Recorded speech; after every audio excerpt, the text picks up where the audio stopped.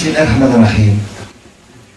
Je voudrais remercier Monsieur le directeur du Centre culturel algérien de Paris, ainsi que ses précieux collaborateurs, pour avoir organisé cette soirée dédiée au fondateur de l'État-nation algérien moderne et symbole de notre unité nationale. Je voudrais également remercier toute cette assistance qui s'est déplacée aujourd'hui pour écouter cette conférence Mémoire et vérité sur l'émir Abdelkader.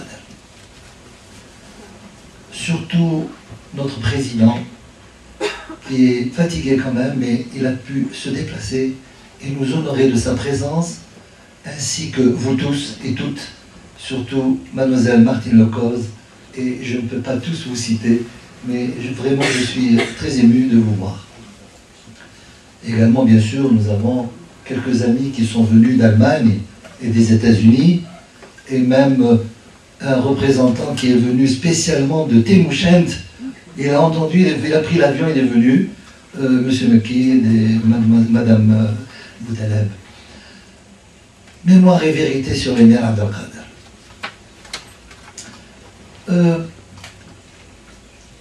L'émir a fasciné beaucoup d'écrivains. Beaucoup ont écrit sur l'émir. Mais la majorité,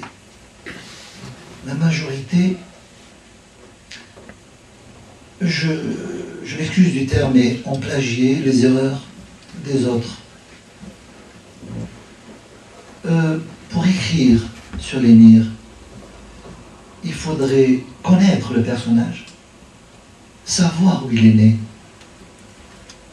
savoir ce qu'il a fait en Algérie, connaître son itinéraire à Damas, les 23 années de soufisme. Il est rentré son deuxième combat. Et moi, personnellement, il y a eu trop de choses qui ont été dites sur l'émir que je conteste. Même sa date de naissance. Sa date de naissance, 1807, 1808. Il est né exactement le 15 Arjab 1223, qui correspond au 6 ou 26 septembre 1808.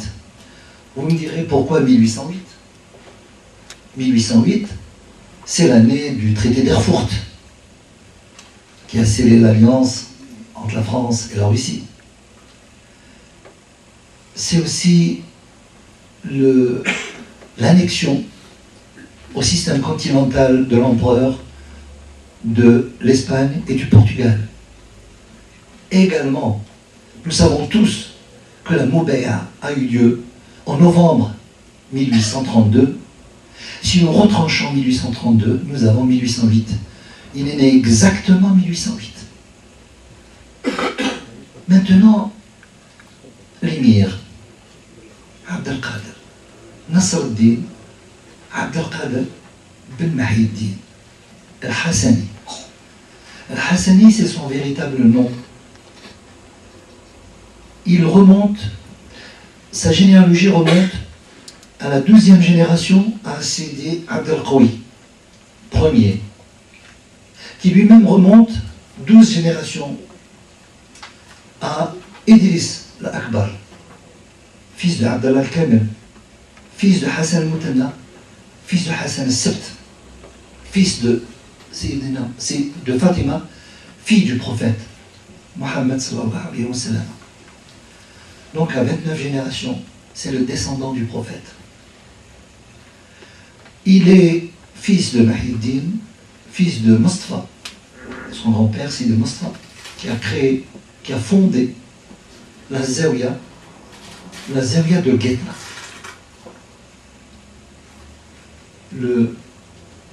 Le troisième aïeul de l'émir, c'est Sidi Mohammed, ensuite Sidi al-Mukhtar, et son cinquième grand-père, c'est Sidi Qadr, saint patron de Hamaskara.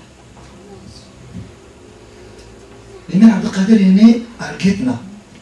Al-Guetna se trouve entre Hassin, ceux qui connaissent la région, Hassin ex-Dublino, et Boinifia, les Thermes. sur la rive gauche de Oued el-Hammam. Pourquoi je vous dis ça? Parce que il faut aller à l'endroit où est né l'émir et savoir où il est né. Il n'est pas né dans un palais ou dans une grande ville. Et s'étonner comment un tel personnage, ayant vécu dans un milieu austère, adossé au mont de Stamboul, de la chaîne des Bni Shogran, donc il y a des montagnes, il y a Noued, c'est un petit patelin. Quand vous allez à l'endroit où est né l'émir, là, avant d'écrire sur lui, les écrivains peut-être réfléchiront à deux fois. Il a fait toutes ses études à Al-Ghetna. Ensuite, de retour de la Mecque, la France, en 1830, a envahi l'Algérie. Et ce qui ne devait être qu'une occupation dans les 4-5 ans, s'est avéré beaucoup plus difficile. En 1832, le 21 novembre, comme vous l'avez vu dans le documentaire, toutes les tribus de l'Ouest et certaines du Centre, au départ, ont fait l'allégeance à l'émir Abdelkader. La Moubeya n'a pas été un acte fortuit comme ça. Il a été discuté pendant de longs mois, de tractations envers toutes les tribus, par toutes les tribus de l'Ouest, pour enfin désigner l'émir Abdelkader à l'âge de 24 ans. Imaginez un jeune homme de 24 ans, à la tête d'une nation envahie par la première puissance du moment. L'acte de la Moubeya est vraiment c'est quelque chose d'extraordinaire. Il est basé sur la justice, sur l'égalité. Pratiquement c'est l'acte fondateur de l'État algérien. À partir de ce moment-là, l'émir décidera d'encercler Oran. Oran qui était, après Boyer, c'était Desmichel qui était le gouverneur d'Oran, le général Desmichel. Il y aura 2 batailles célèbres, Kargenta, et Desmichel, voyant le blocus de la ville, demandera l'émir était en position de force, parce qu'un faible, on ne négocie pas avec un faible. Donc Desmichel était obligé de demander de signer un traité. Un traité, une trêve, une convention, beaucoup d'encre ont coulé sur ces termes, mais disons que l'émir, Desmichel, était obligé de passer par l'émir. 26 février 1834, le traité Desmichel ayant été conclu, ça permettait à l'émir de construire son État. Il savait qu'il ne pouvait jamais battre la France, la première puissance du moment. Impossible de battre les Français. Mais les Français ignoraient qu'il leur serait difficile de battre l'émir. Donc, des deux côtés, il y avait des arrière-pensées. Arrive Trézel,